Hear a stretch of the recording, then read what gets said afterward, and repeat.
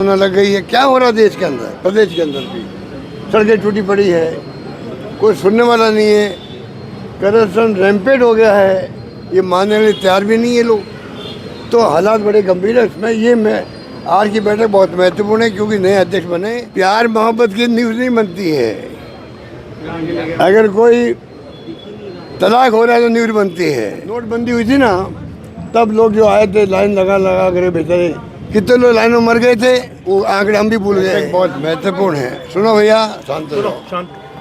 बैठक बड़े महत्वपूर्ण है, थोड़ा नीचे कर दो फ्रेश में। क्योंकि एक तो जो अध्यक्ष बने हैं, पहली बार वो आएंगे प्रदेश कांग्रेस कमेटी में अध्यक्ष बनने के बाद में। तो अध्यक्ष जी ने बुलाया सबको, और हम चाहते हैं कि आगे की प्लानिंग भी ढंग से हो, क्योंकि चुनौतियाँ बहुत बड़ी हो गई देश के सामने। और राजस्थान का इतिहास रहा हमेशा से, जब से कांग्रेस आई बनी है। इंदिरा गांधी जी भी 1 जनवरी 78 को कांग्रेस आई बनी थी, और 15 जनवरी को जयपुर आ गई वो।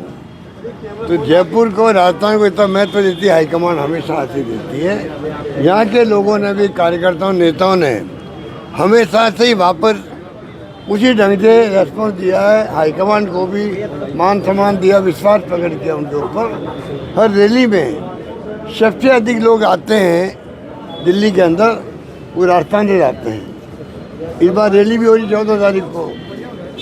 वोट छोड़, गद्दी छोड़ का नारा दिया था। 5 करोड़ साइन करवाए हैं, पूरे देश भर से लोगों ने साइन किए हैं। तो बड़ा मुद्दा इलेक्शन कमीशन को लेके हो गया है। जिस प्रकार से व्यवहार कर रहा है वो, उसके कारण से लोग बहुत चिंतित हैं। चुनाव आयोग का रवैया बहुत उचित नहीं है। उसको एक तरफा चलेगा वो सरकार के साथ में, तो लोकतंत्र कैसे बचेगा।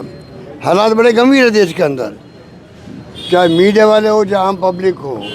सबको समझना पड़ेगा कि देश में चुनौती बहुत बड़ी आई है। यही रवैया रहा तो आगे आने वाले वक्त में चुनाव भी होंगे कि नहीं होंगे। चुनाव होंगे तो कैसे होंगे कोई नहीं जानता। जैसे रशिया में होते हैं, चाइना में होते हैं, चुनाव भी होते हैं, पर 98% वोट खाली एक पार्टी को मिल जाते हैं। कहने का मतलब कि चुनाव नाम के होते हैं। हिंदुस्तान में लोकतंत्र बचा हुआ है। डॉक्टर अम्बेडकर के संविधान के अंतर्गत आज 70-80 साल हो गए, लगभग हो जाएंगे। उसमें हमने उसकी रक्षा करी है। देश को एक रखा। इंदिरा गांधी शहीद हो गई, पर देश को टूटने नहीं दिया, खालिस्तान नहीं बनने दिया। उस मुल्क के अंदर आज जो माहौल बन गया वो खतरनाक माहौल बन गया। चुनौतियों को स्वीकार करने के लिए प्रदेश कांग्रेस कमेटी ने बुलाया, जिला अध्यक्षों को बुलाया है, महत्वपूर्ण नेताओं को बुलाया है।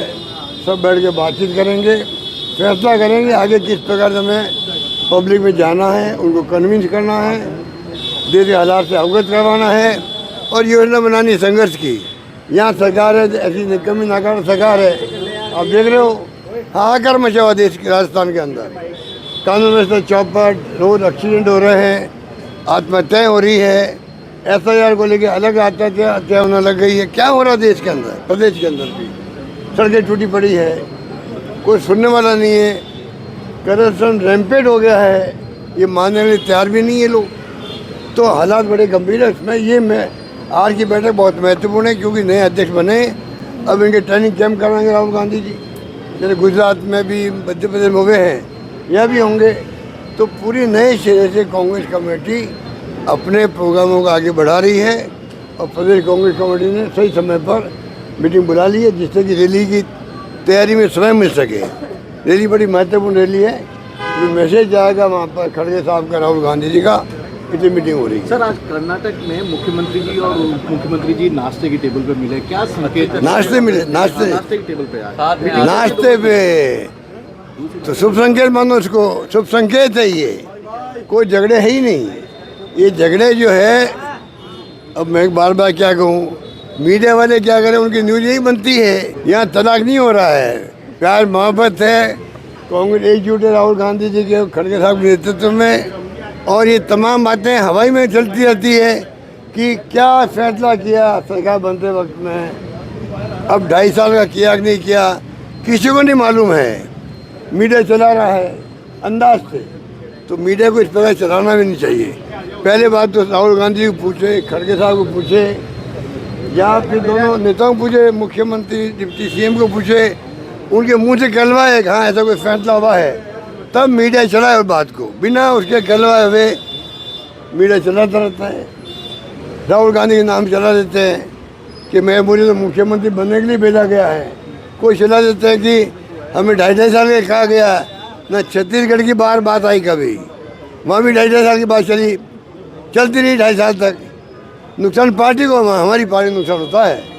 कर्नाटक में ही चल रहा है। अरे भाई क्या फैसला हुआ नहीं हुआ हम तो से नहीं वहाँ पर। खड़गे साहब को मालूम है, राहुल गांधी को मालूम है, या जमा के मुख्यमंत्री डिप्टी सीएम को मालूम होता है। क्यों बिना मतलब का मीडिया चलाता रहता है? सर, एसआईआर कल प्रेस कॉन्फ्रेंस कर रहे थे, बोले कांग्रेस और आपका नाम लिया था कि एसआईआर को लेकर राजनीतिकरण किया जा रहा है। जो बीएलओ की मौत हुई है 25 की, उसका प्रमाण दें। कौन कह रहा है? राजेंद्र राठौड़। वो तो आप उनसे और क्या उम्मीद करते हैं? वो सत्ता में अभी भागीदार है नहीं, तो कोई न कोई तो उनको भी तो कमेंट करने पड़ते हैं। बाकी कोई दम नहीं इन बातों में। लोग मरे हो तो फिगर है ना, हमारे पास थोड़ी है। आप लोग ही छापते हो, मीडिया वाले छापते, हिंदुस्तान भर की फिगर है वो तो। और ऐसे एफआईआर जो हो रहा है, अभी से लोग चिंतित हो गए हैं हमारे नाम का क्या होगा। और गरीब आदमी है, दलित वर्ग का है, कच्ची बच्चों का है, गुमकड़ है, उनको पता ही नहीं बातों का।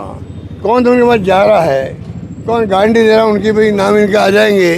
कितना बड़ा बिना मतलब का, जैसे नोटबंदी हुई थी ना, तब लोग जो आए थे लाइन लगा लगा कर बेचारे, कितने लोग लाइन में मर गए थे, वो आंकड़े हम भी भूल गए हैं। नोटबंदी के वक्त में कितने लोग मर गए थे, कोई आंकड़े याद नहीं है। यहाँ बेचारे लोग मर रहे हैं, जो आपके बीएलओ हैं वो मर रहे हैं। पब्लिक कितनी छूट जाएगी, लंबा प्रोसेस, उसके बाद में पता नहीं क्या होगा। कोरोना आया था तो कितने लोग पैदल चले थे बिहार तक, कहाँ बॉम्बे कहाँ बिहार, बताइए कहाँ बॉम्बे कहाँ राजस्थान। तो ये हालात देख चुका देश।